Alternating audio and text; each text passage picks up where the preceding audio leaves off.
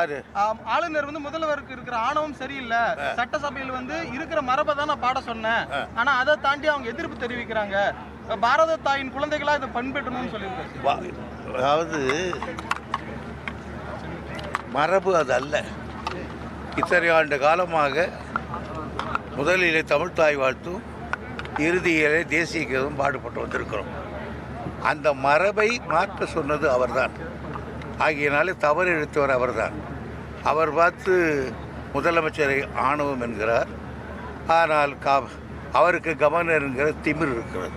Sir, அதே போல மீனவர் சமுதாயத்தில் நடந்த ஒரு நிகழ்ச்சியில முதல்ல தேசிய கீதம் பாடி இருக்கிறாங்க, அதுக்கப்புறமா தான் தமிழ் தாய் வாழ்த்து பாடி இருக்காங்க. சார் தெரியல எனக்கு அது. அதே போல சீமான் சொல்லியிருக்காரு, பெரியார் வந்து எந்த சமுதாயத்திற்கு நல்லது செஞ்சாரு, அவர் என்ன புரட்சி செஞ்சாருன்னு கேள்வி எழுப்பியிருக்காரு. நான் பெரியாரை பற்றி அவதூறாக பேசுகிறவனுடைய பிறப்பையே சந்தேகப்படுகிறேன்.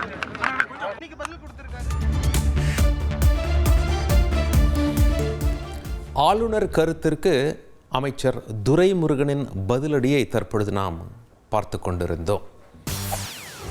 செய்திகளை உடனுக்குடன் தெரிந்து கொள்ள உடனே சப்ஸ்கிரைப் பண்ணுங்க.